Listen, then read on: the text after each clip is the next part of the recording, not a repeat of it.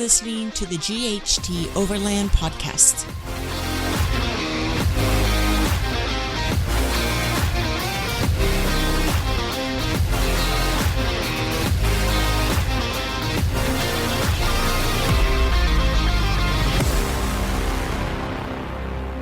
Boom! Our first Overland Expo in the books, Lisa, as normal. Ladies first. Overland Expo in Flagstaff, Arizona. Your thoughts? Gigantic. It was big. Lots of people. Lots of people, lots of stuff. But it was super exciting being there, representing Hallmark. Yes, that was cool. Since we've gotten our Victor camper, I got to use my people skills, show them all the positive, neat things about the camper.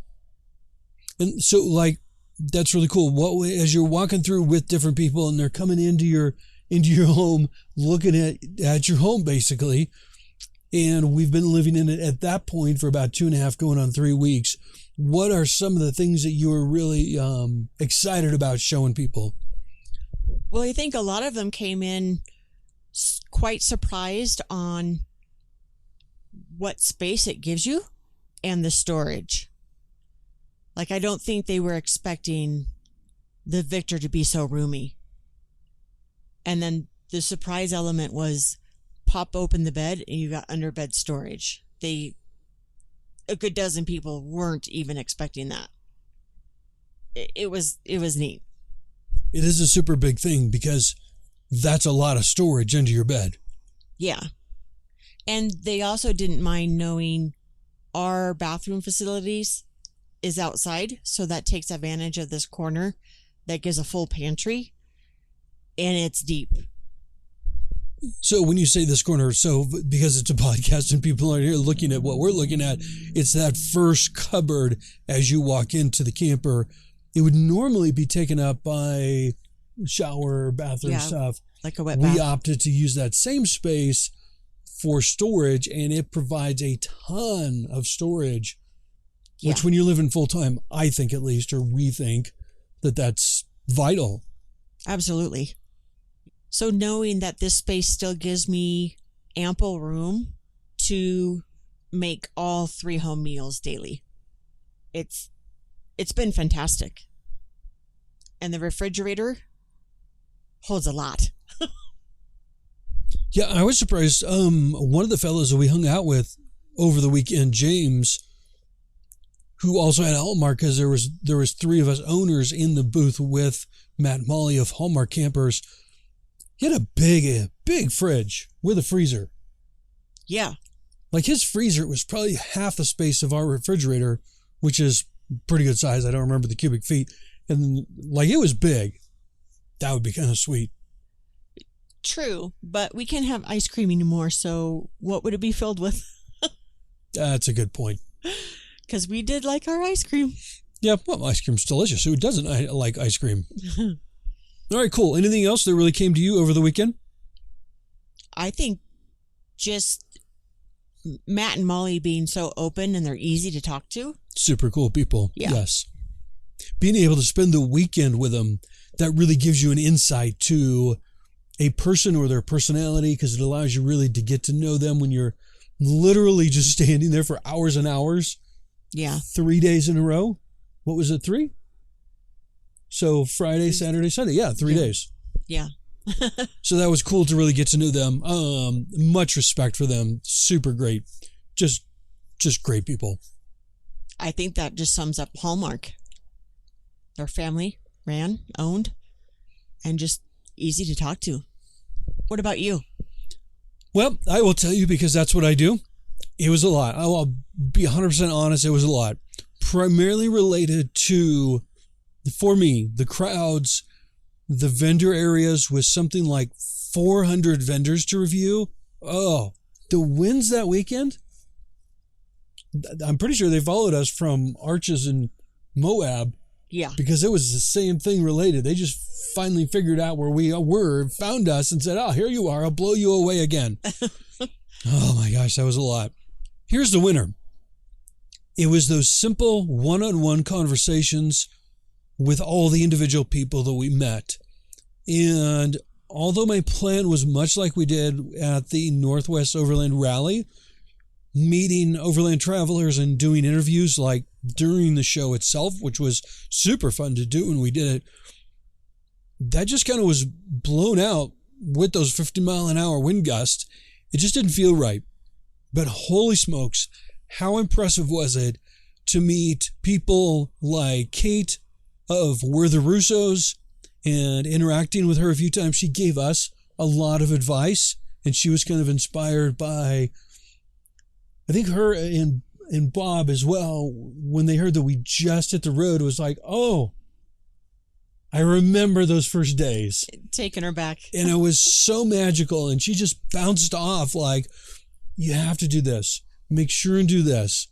One of the things that I remember that just kind of sticks out for whatever reason, make sure that you feel free to stop at an Airbnb or a hotel. Don't feel like you're stuck forever in your camper doing your thing. Yeah. A lot of people get burnt out because they're so committed to what it was they're going to do, they don't really give themselves a break. To kind of stretch it out through your elbows, get a hot shower, just have a different environment to kind of mix it up a little bit. So that was super cool. Just really an impressive human being with energy and happiness spilling over at every moment during every day we were with her. Then we were finally able to meet Steve and Julie of Adventuresome Overland. Energy. Talk about energy. I would just say, wow. Like, seriously, wow. What an amazing couple. Smiles and positive energy just flowing over. Super, super great to meet them. And it didn't stop there. We were able to meet Mac, Bound for Nowhere. I really am inspired and love the work that they do. Sarah of Lifestyle Overland. Blake and Chelsea, and our previous guest, Craig, with Alaska Overlander. And it just goes on. Yeah. So it was really just a weekend of meeting and thanking the creators that we have really found inspiration in, and we have enjoyed their work over the years. And it just felt really good to thank them in person and just have a short little conversation. It ultimately brings the circle full circle. I just feel good that we kind of stuck with what we do, which is not pushing an agenda that we had previously planned on, but we just went with what felt right. And that's just kind of what we do. But it probably doesn't matter too much. At the end of the day, after the end of the expo, we did sit down and have 3 short conversations with not only 2 current owners of Hallmark campers who were just legends, but truly awesome guys that we shared the entire weekend with and who are very experienced with truck campers. So that was cool. I thought, it'd be really cool to sit down and talk to these guys about their experience, not only with Hallmark campers, but just truck campers in general and why they chose and currently have Hallmark campers. And then we also were able to corner Matt Molly, 2 of the owners of Hallmark campers. So we hope you enjoyed those conversations that are coming up pretty soon. But before we get too far into that, Lisa, I think you've got some numbers just to keep everybody updated. No new additional accommodations, but our Victor Hallmark. So we've been fully... So just to be clear, that means we have not spent any money on either campgrounds or hotels, Airbnbs, or anything like that. Correct. Okay. Yep. And then fuel was $479.25.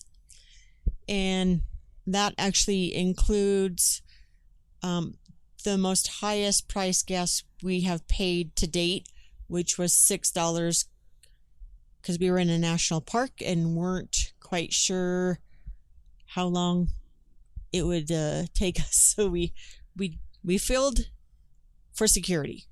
Well, let's explain that a little bit more. So our plans had changed. I don't remember, based on weather or something, or we were just enjoying an area. So Our previous spot, we had filled up the truck.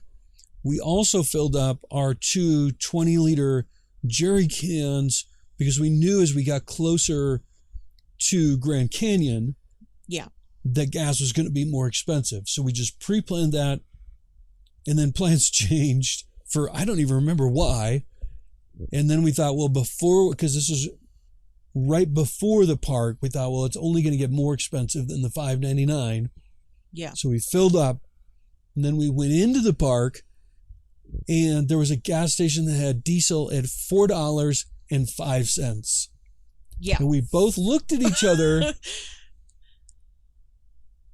just like that. Just like... Yeah. That was North Rim of Grand Canyon. And we stopped. $4.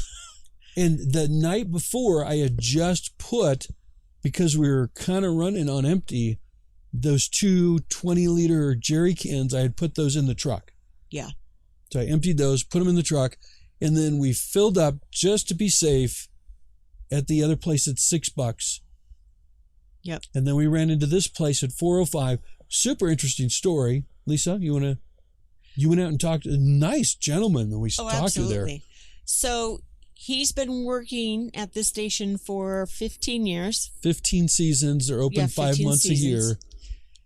Due to it being $4.05 a gallon for diesel, they were still on the previous tank fill from last season.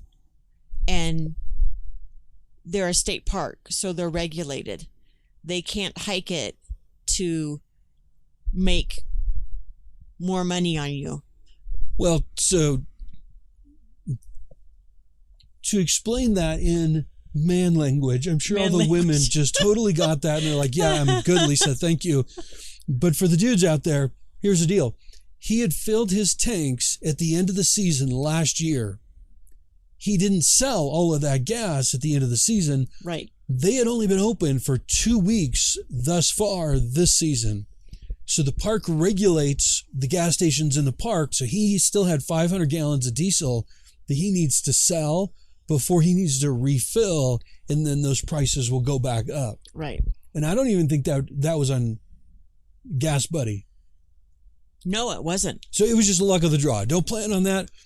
Yeah, So that's why it was so jaw-dropping. Pure luck. So all we could do is fill back up those 20-liter jerry cans at $4 a gallon, $4.05. Yeah. Just to kind of make up for paying almost $6 a gallon. The 15, 20 gallons, whatever we had purchased at $6. Yeah. So it all worked out. Yeah. Anyway, they're probably bored at this point. What other numbers do we have that are exciting? Okay. So for food, it's $387.40. For what time frame? Is that 2 days, 5 weeks? 2 weeks, 14 days. Okay. So that would break it down. I've got $9.22 daily for our meals because I'm making most of it here, which has been nice. Laundry, we have laundry. So total is $31.50. So we were able to grab the bedding and the sheets and the pillowcases and all of that. So it felt good to get it all done. We did stop and do showers. That was $16. So that gave us 4 showers between the both of us. Miscellaneous is $480.24. Yeah, I knew your eyes would pop. However, we then had a credit from REI, so that did get returned. So $345 went back, which was good. So miscellaneous, water bottles, a battery jumper for, what is this? Oh, that's right. So we had to get an inverter. So that includes the inverter. Yep, bike that lock. Includes the battery booster because I had killed. Oh, I just remembered. The last episode I had reported, I don't believe we can kill these batteries in the solar and the Red Arc Manager 30. I think it's good forever. So that's when we were currently sitting in, what was the name of that canyon? Marble Canyon? Marble Canyon. It was 114 degrees that day, 114, 115. Yeah. And so I went to the AC, I turned it on, and I hit the boost. He boosted. And then it boosted and it felt good, and then it would come back down and go to auto, and I would put boost again. I think I did that 3 times. Well, third time's a charm. Third time was uncharming. We did kill the batteries. We killed the whole system. The red arc got confused. It didn't know what to do. We had to get a booster thing to give the battery some sort of charge because it would not allow the vehicle or the solar to come in until the batteries had at least a little bit. Yeah. So, in my opinion, I think Red Arc needs to fix that. So, okay, the whole system has gone to zero.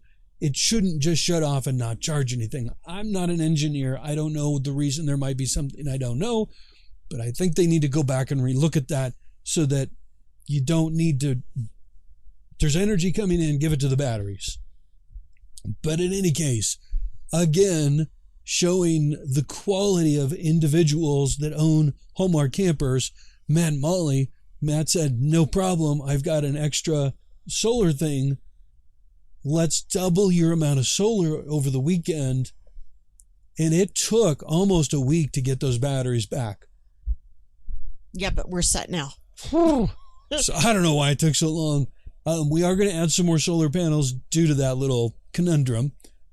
And then at the end of the weekend, they still weren't fully charged. Matt said, no problem. Hang on to the solar panels. He actually said you can just have them. I said, well, we're going to give them back to you when we see you in September. But just super quality people, because that's how they treat their customers. Yeah. So another little plug for Hallmark campers. But in any case, did you have any other numbers, Lisa? Just within that miscellaneous was this jumper bike lock.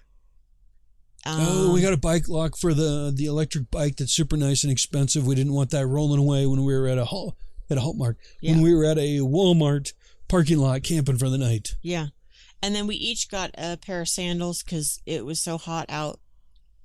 Yeah. So sandals. Just miscellaneous things you don't think of. And then when we hit Zion's, we did have a tunnel fee because of how wide we are. 94 inches.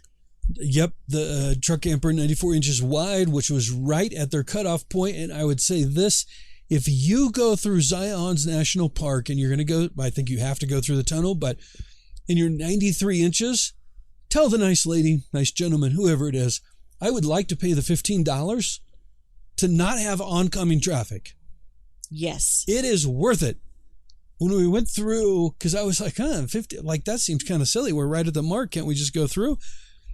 They stopped the traffic at the other end. It's not wide lanes in there. There's no comfort lanes. And we got to drive. I would have been so stressed. Right down the middle of the road. Like, you just park it right in the middle of the lines, drive right down the middle of the road and enjoy your trip through that long black tunnel. It was pretty cool. Yeah. But it was nice not having that oncoming traffic. That would have just added a whole other element of a sphincterness. Yeah. Yeah. No kidding. Yeah. Okay. Anything else we have to go through, Lisa? Nope. That's it. All right. So let's roll into some really good insights on Hallmark and truck campers for overland travel in general. Oh, side note. Do make a note. We have our Freedom video that went live on YouTube this last Sunday. So if you want to go watch that, it's kind of a short video, I think just over 17 minutes. It covers the closing of our Portland, Oregon chapter and the opening of our full-time Overland travel chapter. Yeah, baby. And it covers when we went to Hallmark and picked up the camper. Lisa's first view inside the camper. I tied her up in the truck in another room and then went in, put a camera in so we can get that first reaction as she walked in. You can go see that on YouTube. GHT Overland. Was that a good introductory? Yeah. Okay. Yeah. And then I guess the last thing I'd make a note of, it is our plan to get a better rhythm going with the release of podcast episodes in the YouTube videos, as we've got a ton, terabytes of data that we have recorded for that. So I am super excited to start putting those together. Fingers crossed on getting that rolling nice and smooth for everybody. It's just going to take us a little while to get that rhythm down, especially getting interviews for the podcast. Our travels have left me speechless. Oh, so many times. So many times. You will see that coming up. Lisa, we're not going to give anything away. Oh. It is amazing. the spot we are in right now recording this, I think has it topped all the other spots? I think because it brings us back home a little bit. Yeah. It's one of top 3. Top 3? I would say. Yes. We'll leave it at that. You'll see it on YouTube when it releases.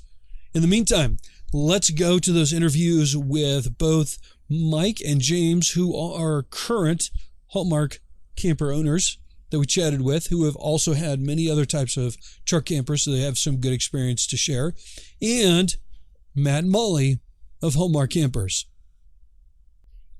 All right, Mike, so if you would tell us, why did you choose a Hallmark camper, and anything specific about a pop-up that was interesting to you based on your experience from, or actually what we probably should do, you've got a Hallmark now, what other campers have you had in the past? What, like even style? We don't even have to go through brand of camper if you don't want to. Well, I had a pop-up previously. It's a 4-wheel camper Raven, so it's super short, 5.5. Oh, short one. Okay, cool. Yeah, and it's a shell, so it only has a heater, no water, no holding tanks, so it's pretty austere. And so comparing my current camper to that camper directly is really unfair, because my current camper is really palatial. My other camper is really a glorified tent. Nice. But purposed to be that way. Yep. A glorified tent. Yep, same with us. So I think we need to start with the understanding that nothing's perfect. Everything's going to have a compromise. And you need to decide what you won't compromise on. Your veto items, if it doesn't have this, I'm out. And for me, that was rear cassette toilet, side dinette, winter capable, 8 feet. And then I started looking at everybody that could produce that configuration.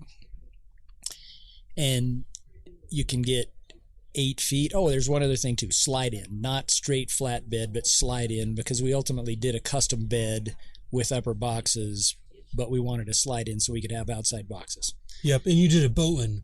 Yeah, Is that how you say it, Bowen? Bowen. Yeah. Bowen in Arvada, Colorado. So if our listeners check them out, those boxes, what do you call it? It's not a flatbed. Is it a bed delete? What's the proper term? I'm going to call it what Brett wants me to call it. A camper bed. A camper bed. Sounds perfect. Okay. Yeah, but it gives you a lot more storage. Exactly. Right? Exactly. And I think the thing to know is it's not a flatbed. Yep. So I kind of jokingly call it the not so flatbed. Don't tell Brent. That's what I call it. I won't tell anybody. Nobody will know. Yeah. This is just us, right? Yeah. So the cool thing is you can run a slide-in camper at standard height and still have outside boxes. Okay. So, and we wanted 8 feet because we ski with long skis sometimes. Got so it. we needed to fill, we'll fill up a significant amount of that. Or you carry a 2x4. I mean, it just makes it really useful so you can use your bed without taking your camper off. Okay. So that we started kind of on the bed replacement concept and then started looking at who offers what.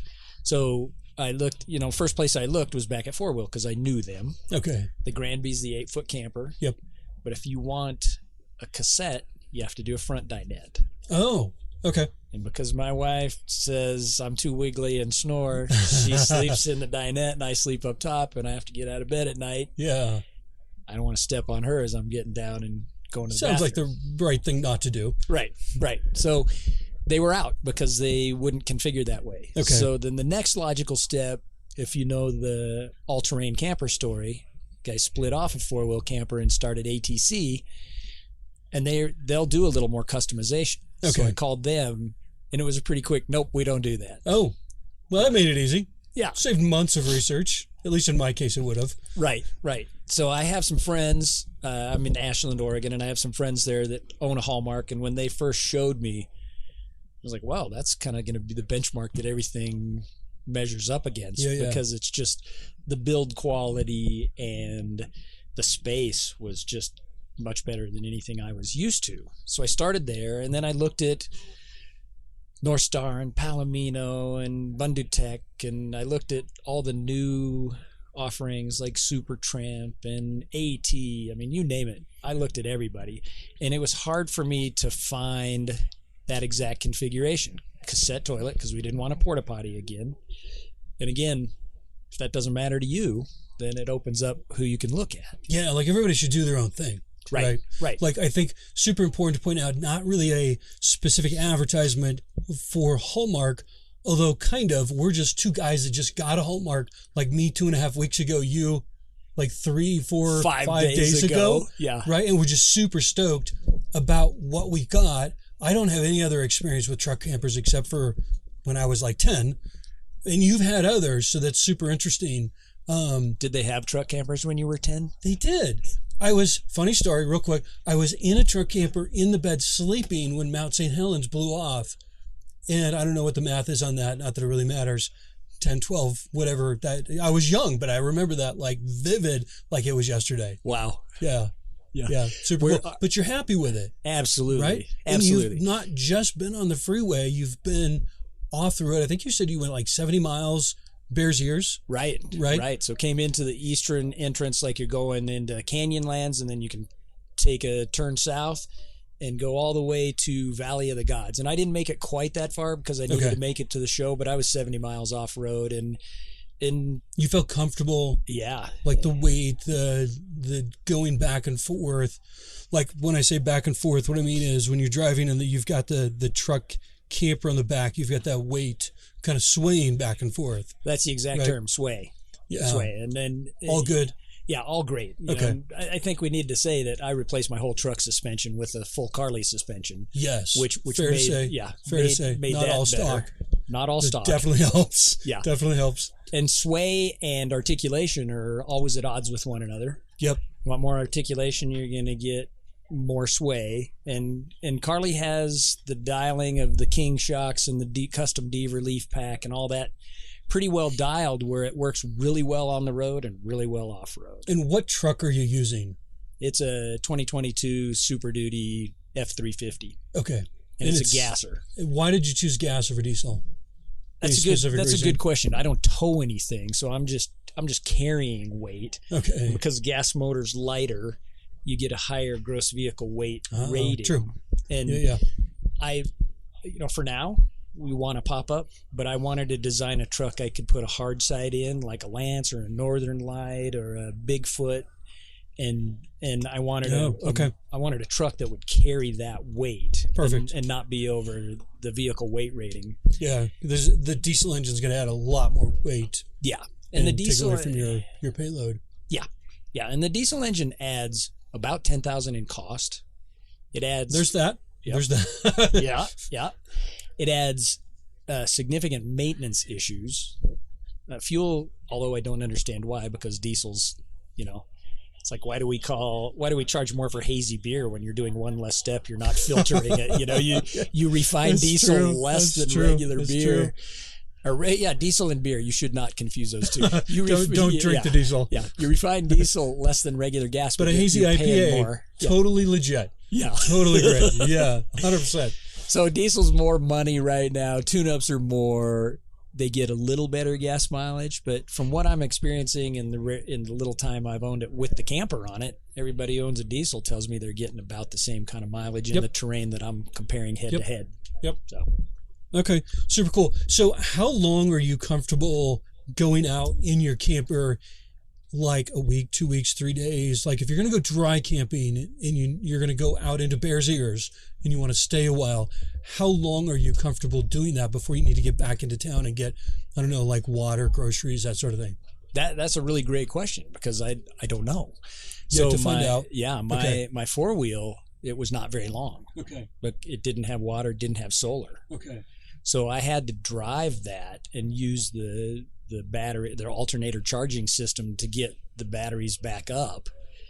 And if I sat there and, we didn't run much on that, just lighting and the heating fan as a Dometic heater.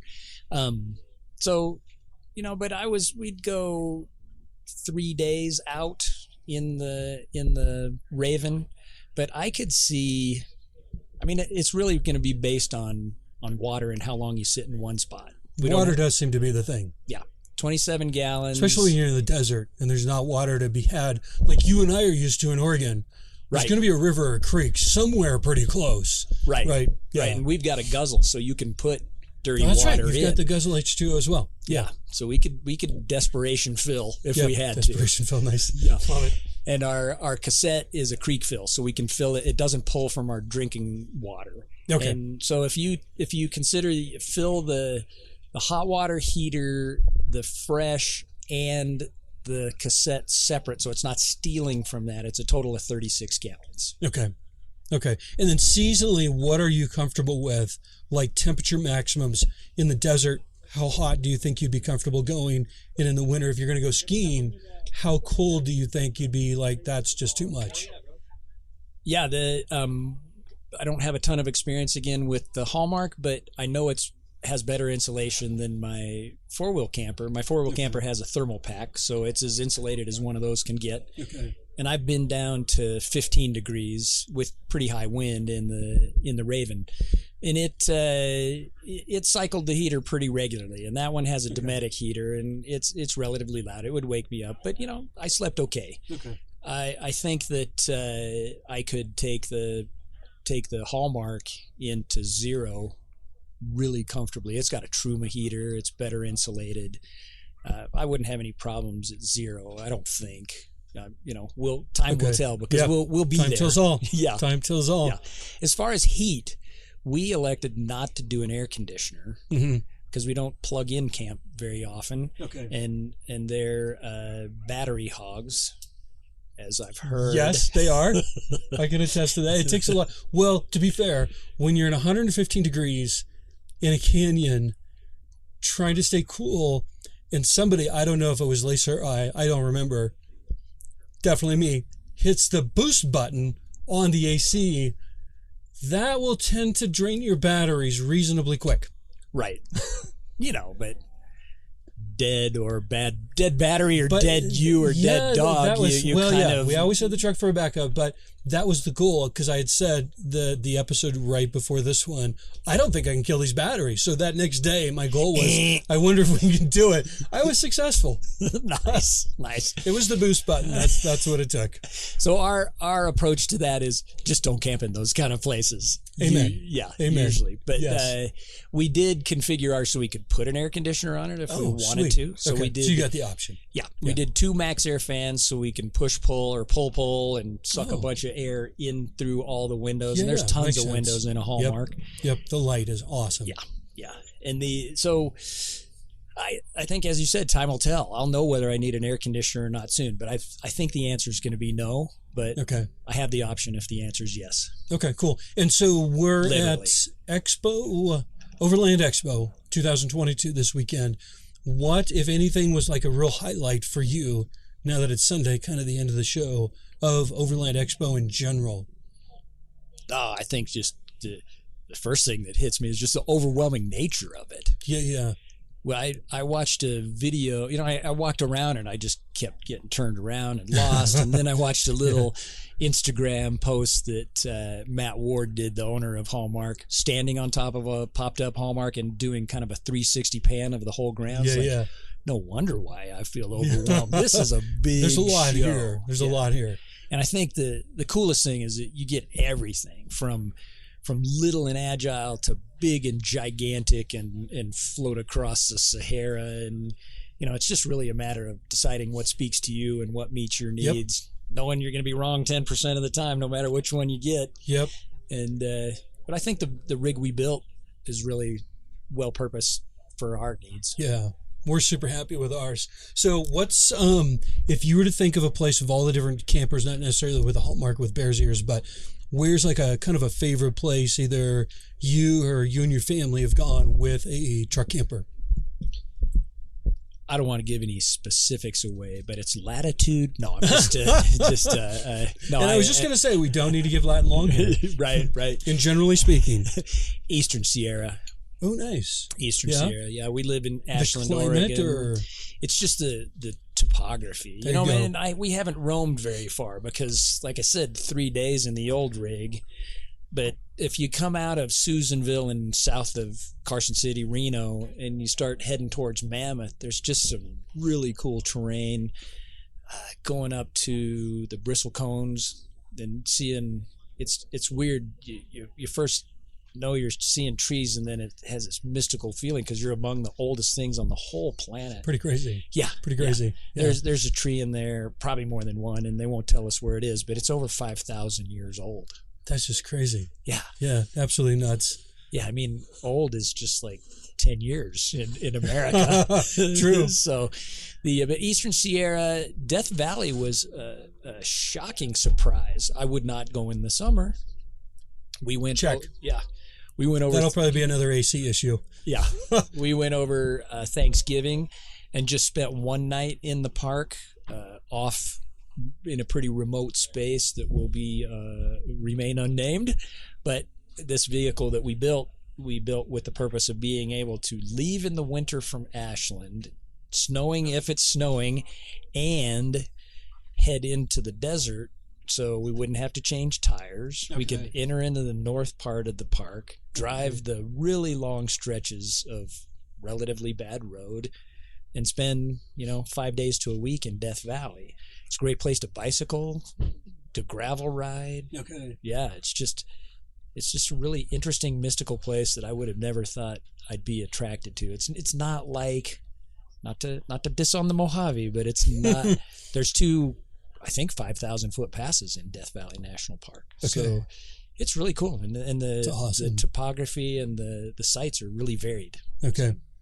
So Eastern Sierra, Alabama Hills is getting just brutally overrun because it's too famous from Instagram, and now they don't let you disperse camp in. Oh, that Instagram is killing everything. Yes, it's a blessing. All those amazing pictures, yeah. Blessing and a curse. True. So to wrap things up, any advice you would have for someone else that is either looking at possibly a truck camper or even just overlanding in general? Any tips, tricks that you've got over the years that you've been exploring the backcountry? Yeah, that's a great question, Chris. I think let's start with what I do isn't really overlanding in my mind. It's just badass camping. There you go. Yeah, so, there you go. Call it what you want. I'm going to make it a sticker. You should. Yeah. Trademark it first. But I think the thing to do is define your non-negotiables. Oh, there you go. What do you have to have? And then that narrows down your list. It's like helping your kid pick a college. If you want engineering, you got 400 or so schools that offer it. So you've already automatically cut your list down 80%. If you want little tiny classes, you're narrow. So our non-negotiables: side dinette, rear cassette, winter capable, good build, somebody who's, again, and not to cast any shade on anybody else, but somebody who's been in business long enough that I have faith that they will continue to be in business and they will be able to deal with warranty issues and repairs if I do because something. nothing's perfect, right? Right. To expect something to come out of any factory and to be 100% perfect and never fail is not going to happen. Exactly. Yeah. And we're fortunate to have Matt Molly at the show with us, but I know people that own Hallmarks, and there's a mini Matt that comes with your Hallmark. Yeah, I've been really impressed with. There was a couple we talked to yesterday. I think they said they're on their third or fourth one, and they just keep changing it to dial in their different style of living. Right. I don't remember the other brand. They got another camper. They said it was really nice, but then they went back to a Hallmark. But I think that's a really good point. They cheated, service, and they learned their lesson. Yeah, there you go. At least for us, the big thing was a small family-run business. They've been making these things since the 60s. They've got things dialed in. And to talk to Matt Molly, and they're so responsive, is just amazing to me. Yeah. So it's really cool. Both my other friends that owned them before we owned ours have been out on the road, and they find something that it may not be working, but they just don't know how to do it. Yep. Matt, how do I do X, Y, Z? Well, you do this, that, and the other. Yeah. He's there.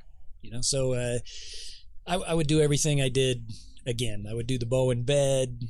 I'd do the exact configuration that I've got. I would do the truck, do the suspension. Looking forward to getting lighting in the boxes and there you go. Yeah. And ground lighting. Okay. So that'll be pretty cool. We're gonna do underneath the bed lighting, so it'll just glow the area around the bed. That is nice at night.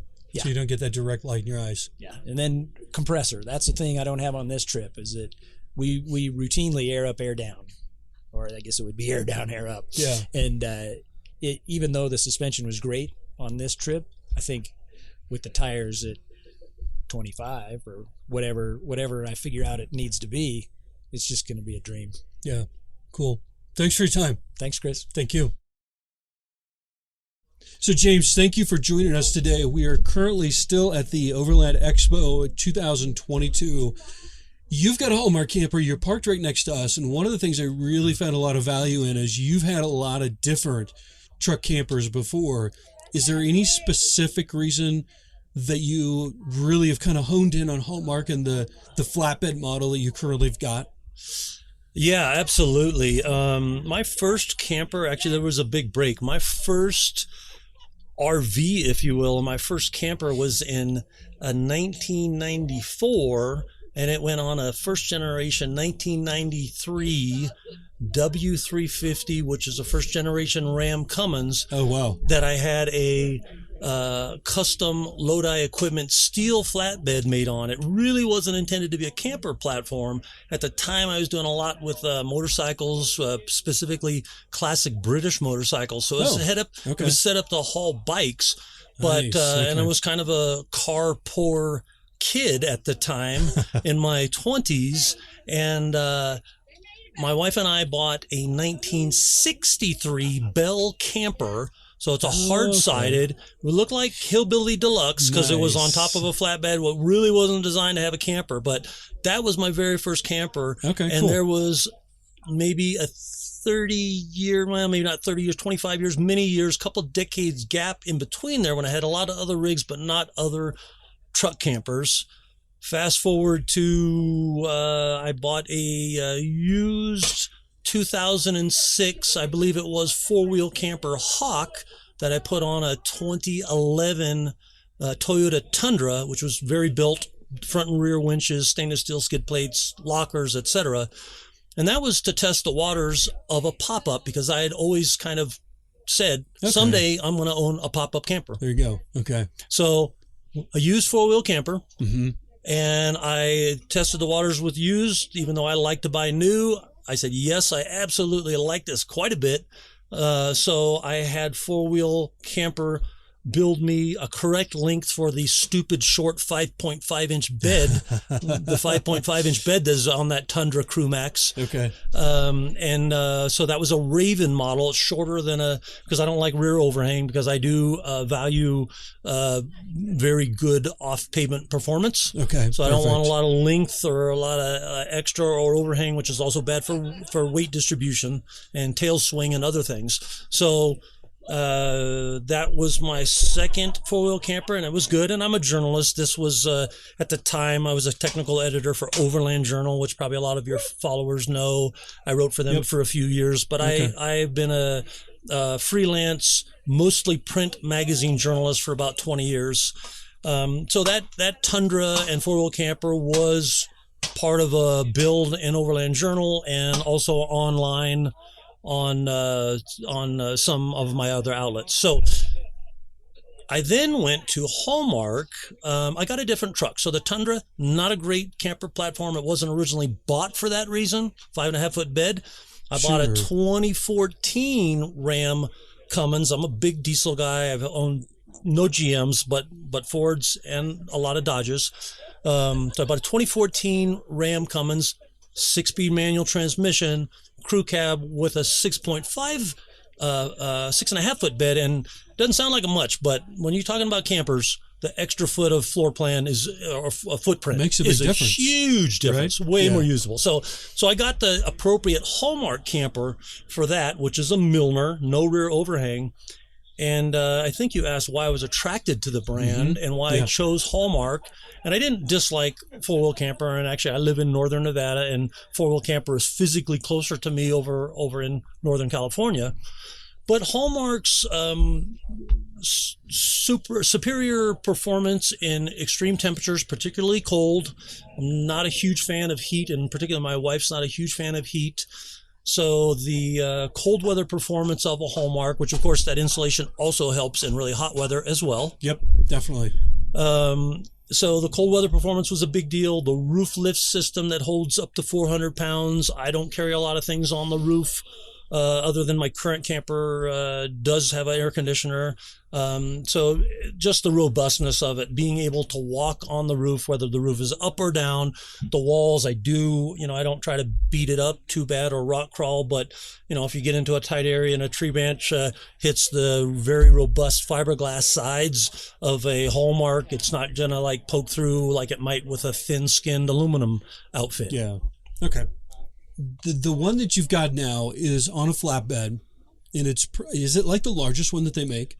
It's the largest flatbed. I think Hallmark makes, obviously we're both enthusiasts and customers, but I think they make a 9.5 length for slide in, but for the flatbed, I think their longest is what I have, which is 8.5 feet. Okay. Now you've got the rear entry. I've thought about doing maybe a side entry. What are your thoughts on the difference between the two? Well, a lot of people in the bigger motorhomes or even Class A motorhome RVs, people are used to side entry, and I think it's attractive to some people. To me, it's unattractive.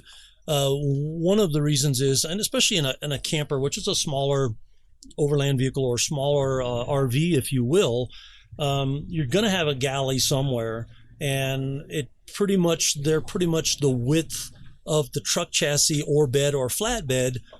So it works kind of naturally to have the galley aisle be down the center instead of L-shaped. That's been my experience. I've never owned it with a side entry, but I also very much value being able to see out naturally through my rear window of my truck. So I can look with my rear view mirror. Because a side entry, then you've got a wall on the back, and in the case of rear entry, you have a door. Now there's a catch to that. Most manufacturers, including Hallmark, will put the window glass at the top of the door, but for every time they have, for me, custom put it in the lower part, and then it lines up perfectly out the center. So even you can see in the rearview mirror. Absolutely. Even though I have a backup camera, and mine is installed by myself, so it's not factory, but most factory ones, new cars and trucks all have them, but a lot of them don't work when going forward. They don't want you looking at the screen. Yep. And it's not just for backing. When you're in heavier traffic or even on a freeway, even if you're driving pretty fast, pretty fast with a camper might be 75, but there's going to be someone going 90 coming up behind you. Sure. And you can see that natively through the glass without a camera, and I find it fantastic. I love the rear entry. And then one other thing, I'm pretty tall and agile, athletic, middle-aged guy. So even though I carry other steps or ladder applications, I routinely just use a hitch step. And the hitch is right there, and it's always there. Convenient. And I have a Super Duty hitch step by a company called White Knuckle Off-Road. So it's not like a crappy little step. It's like a mini bumper. Yep. And it's in the rear. And then on the flatbed that I have now, I don't have a bumper because it's a flatbed. So I always have a step, and I can bounce in and out of the side of the road. I don't need to get a ladder down. So those are just huge advantages to a rear door, in my opinion. And again, Hallmark's doors are larger than, let's say, four-wheel camper.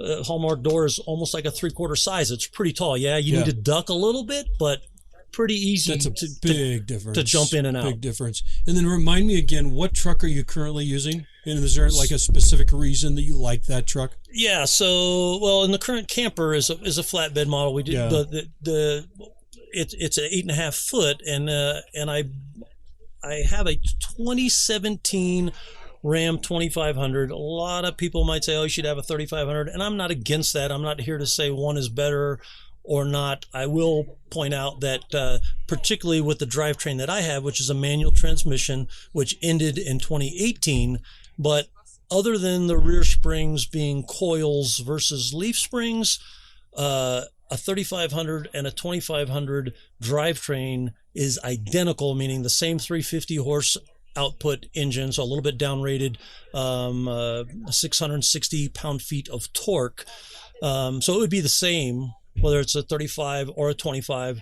And I don't know anybody really, whether they have a 3500 or even a Ford F350 with heavier campers, which these are, that don't need some type of auxiliary spring. So you're going to be beefing it up, maybe adding aftermarket sway bars and such anyway. So I have a 2500. I love the Cummins inline six. I love a manual transmission. So, and this truck in particular is a little special because it's a regular cab. So I purchased a regular, it needed to be white. I love white for practicality. It doesn't show scratches, pinstriping in the backcountry.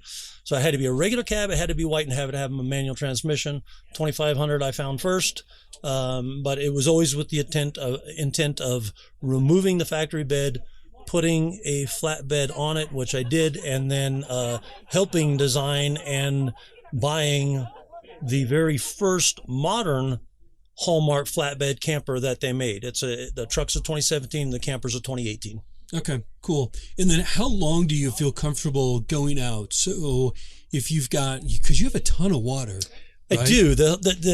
I was really happy with my previous slide in on the short bed, the Milner, and their standard water capacity for a Hallmark is quite good. It's 27 gallons, but since the Milner was my first Hallmark, but it was my third or fourth camper, plus I've had a lot of other rigs, off-road trailers and such. So I knew that even though Hallmark has really good insulation and winter performance, I wanted that to go to a next level. So I had the heat ducted. So all my galley, all my water tanks are heated whenever I run the furnace. And I doubled capacities. I doubled it still just has propane furnace and propane hot water, but I've got 220 pounds. I doubled the water from 127 to 227s. So I have 54 plus gallons. Of course, there's water heater water as well. So if you want to count the water heater, it's 60. But it's 54 gallons of water. So, and the purpose for that was potentially to go out for extended trips and not have to chase getting water, but also I have a very nice, fairly large shower in the back of this flatbed camper.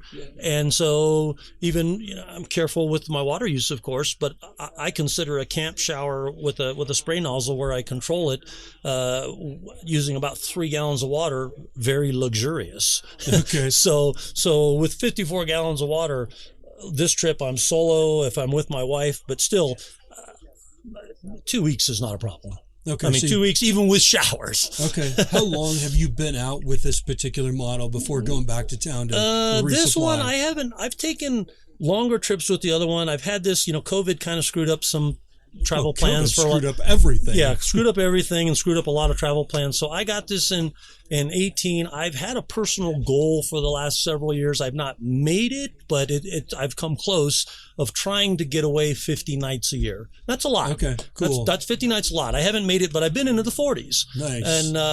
But COVID really put a damper on a lot of things, as you say. Yeah. Everything. But my longest trip in a camper, not the Hallmark, was a big adventure up to the Canadian Arctic. It was a month-long trip in my Hallmark Milner in the crew cab truck, which it's a crew cab short bed, but same Cummins 6-speed manual. Went with a friend who had a Ford F-250 with a 4-wheel camper, a Hawk, and we took a month, which was my minimum and his maximum. Really, it would be much better to take 6 weeks or more. Okay. But we went all the way up to Inuvik and then drove the infamous ice road between Inuvik and Tuktoyaktuk before it closed for that last year. Now there's an all-weather road that goes around on the tundra. Oh, okay.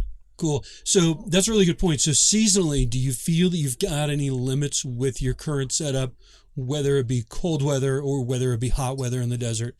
No, and that's one of the reasons, like the ducted heat I mentioned. I mean, hot weather, again, the insulation works for cold or hot. So Hallmarks have, I would say, superior to some brands for sure, maybe many brands, but it has very good, even the soft wall, it's a 2-ply soft wall plus foam.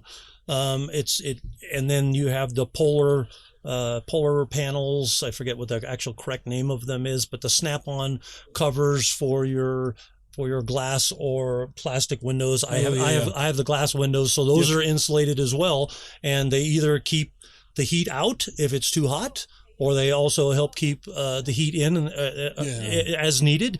Because of the ducted heat, I can go easily sub-freezing temperatures never need to worry about winterizing, take a shower in the middle of 0 degree temperatures. So, there is, I mean, I guess maybe minus 50. That would be a little chilly. But up to any, especially in North America. I mean, I've been to Canada once on that big trip. I'd like to go back. But even I did pre-testing in Nevada. I live in northern Nevada, and I did pre-testing for the Arctic trip in the Milner, which was not ducted for all-around heat. And I had a night of minus 14 testing. And I did chilly. And I did freeze. Okay. and I did freeze the water. I found the weak link. The goal was to find the weak link. Yeah, and you found it. And then I figured a workaround. But that's the workaround. It was homespun and it worked very well. I did not winterize the camper going to the Arctic Ocean. I kept it wet. Nice. So, but that's a separate story. Interesting. So, size-wise on your current setup, do you feel that gives you any limitations in where you want to go?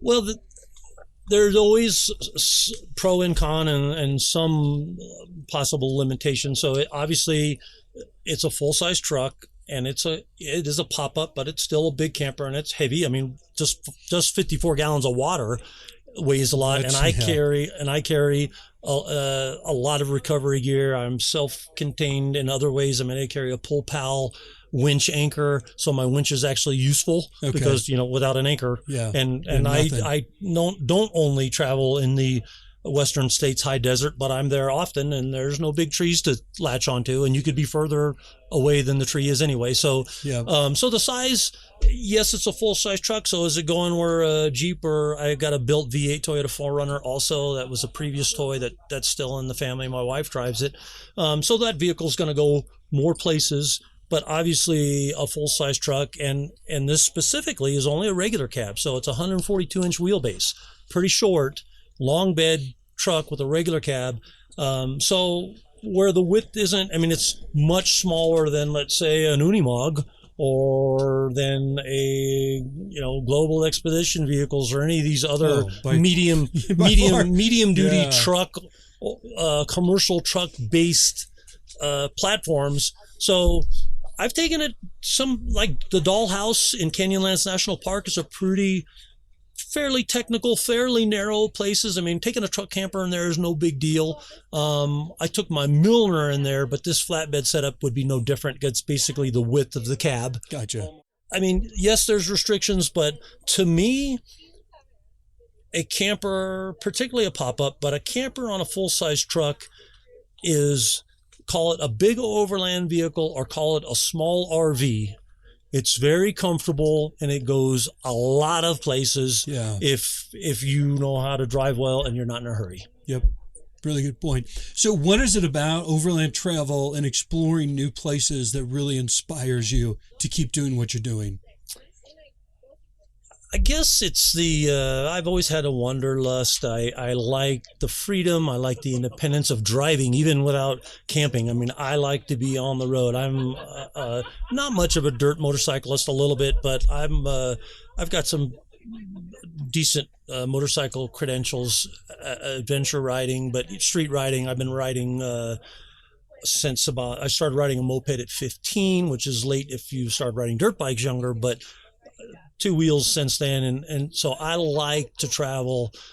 My handle is Road Traveler, so on road, I call myself Road Traveler, right? So it doesn't mean it's all paved, but off road, which really is off pavement, right? When people say off road, they don't mean off road because we want to, tread lightly and stay on designated trails and stuff and be responsible and be ethical. Yep. But my handle is Road Traveler on Instagram. I have a blog, roadtraveler.net. Mostly I've been a print journalist for over 2 decades, and but the spillover, the free content is on my blog, roadtraveler.net, or mostly on Instagram. So I just like to be out, and I'm very focused and much prefer boondocking, if you will, in the RV terms, or dry camping, or I like to the National Forest Service term of dispersed camping. If it's BLM land, where it's pretty much safe and legal to camp just about anywhere, or Forest Service where they allow dispersed camping. That's my jam. And I seek out those places. Not that I'm antisocial. I like other people, but I tend to like to go camping with the people that either invited me or I brought with me, or just myself, my wife, and my dog. Yeah, that's Awesome. what drives me. That's cool. Thank you, James. Yeah, Appreciate thank you taking the time. You a lot bet. of good information. You bet. Cool. Yep. So, Matt and Molly, thank you for taking a little bit of time. We just picked up your guys' Victor, which is a new model that you've just released. And I guess, like, two questions that come to mind is, why did you ever stop making the Victor, and what was like what was the reason that you brought it back? Because that dinette in the front, do you call it facing east and west? No, we call it a front dinette. Okay. I'll stop saying east and west. Well, okay, yeah. So the Victor basically was the camper we were building before the Guanella. Yeah, like you started building that in '68.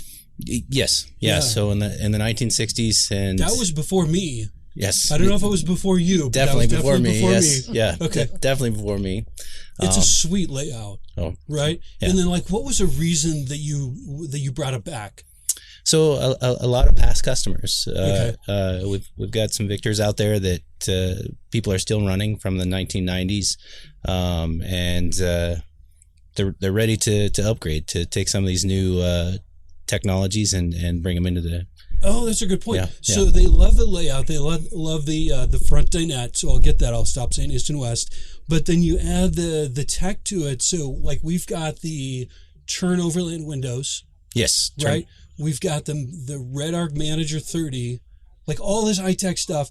You guys did the fridge, which is a 12-volt. What's the brand of the fridge? So it's a NovaCool compressor fridge. Okay. Yeah. Like, super efficient. Yes. Like, holy cats. Yeah. Super cool. And then the heater, remind me of the brand. So that's a Truma, and that is a Vario heat. Okay. Yeah. Like, I think that's the thing one of the things I'm most impressed with is it seems you've got all the little parts and pieces dialed in. Like, where's the most efficient thing? What works the most? We just couldn't be more impressed. So thank you for bringing the Victor back. It's super cool. We appreciate you trying it out. Yeah, no, Lisa and I love it. If somebody orders currently, just roughly speaking, what's that time frame that they could expect that to take? So we say 14 months from the time we've got everything, from once we have all of the information and we've got the build put together on paper and agreed upon that with the customer.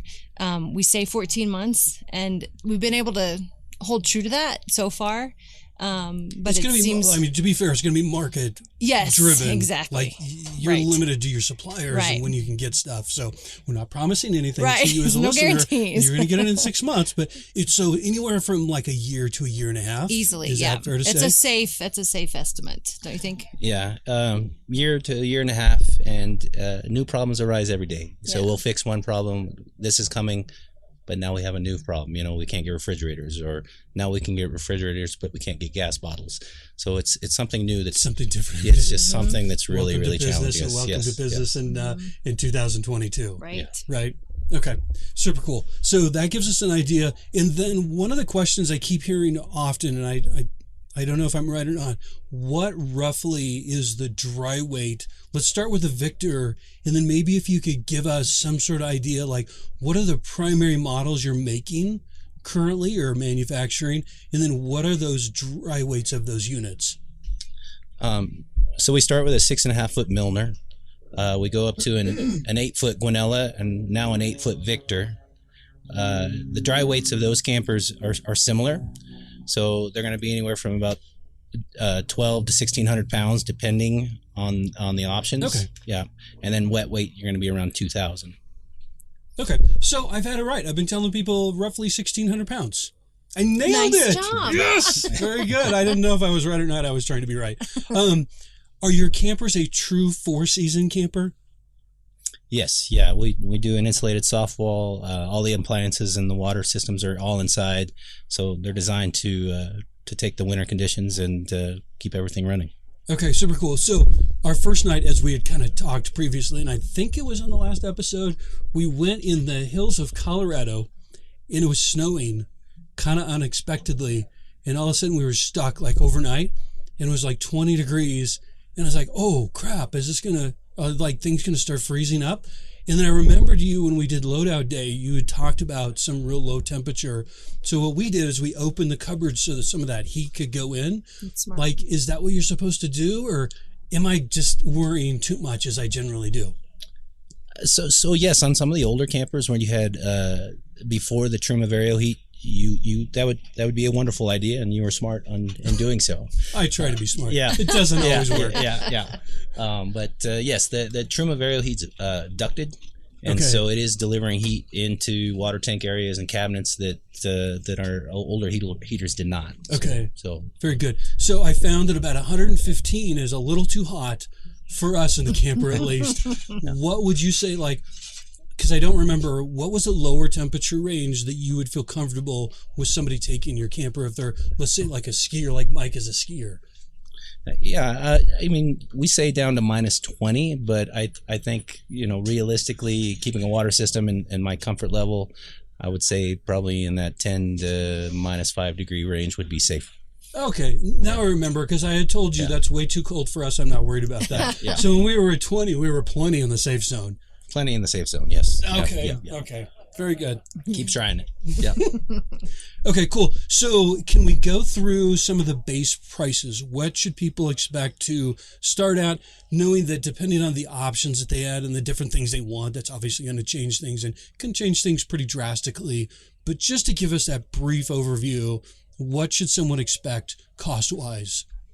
So the Milner, the smallest camper, starts in around 42. The Victor is around 47, and the Guanella about 43. Okay, super cool.